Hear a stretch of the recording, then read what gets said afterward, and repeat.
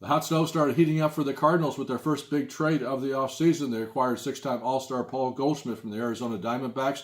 He'll come in here and be, I think, the face of the franchise player this team has looked for since losing Albert Pujols after the 2011 season. Of course, the Cardinals have taking a little bit of a risk in this deal because of the fact that he only has 1 year left on his contract, eligible to become a free agent after next season. The addition of Goldschmidt comes at the cost of Carson Kelly, still one of the best young catching prospects in the game, as well as pitcher Luke Weaver, minor league infielder Andy Young, and a compensation pick in the amateur draft next June. Still, I think it's a very good move for the Cardinals. Kelly will get a chance to go out to Arizona and play. He wasn't going to get that opportunity here, stuck behind Yadier Molina for the next couple of seasons. Weaver, they hope, will be a bounce-back candidate after a disappointing 2018, but the Cardinals were trading from their position of depth in their young starting pitching. And Young, I think, has a chance to play as well. Was mostly in Springfield in 2018, low-round draft pick, but he's emerged as a solid prospect.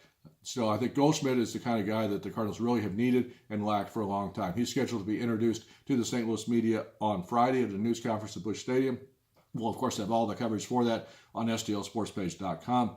Elsewhere on the site right now, you can read the story about the details of the trade. So the move comes just a couple of days in advance of the winter meetings getting underway next week on Monday out in Las Vegas. Not sure really what to expect from the Cardinals, but we'll be there on hand for the whole week to cover everything that does happen here on STLSportsPage.com. A couple things the Cardinals are looking for going into the meetings. They'd like to get a left-handed relief pitcher to supplement the bullpen, and as well as they still, I think, need a left-handed bat, especially a guy to come off the bench. I'm not automatically ruling them out of the Bryce Harper sweepstakes either. I know some people have done that, but I think they're still going to kind of sit back and watch and see how that market develops and keep their interest known to Scott Boras and company. So, and there could be a surprise or two. You never know what. Sometimes things fall in your lap, and John Mozeliak always likes to use the word optimistic and opportunistic. So we'll see what comes up. We'll have all of that covered for you on STLSportsPage.com. Speaking of the website, hope everybody has had a chance to check out the redesign of the site. We're proud to have that completed, and I think everybody will look and see that it's a much crisper, cleaner look on the computer side.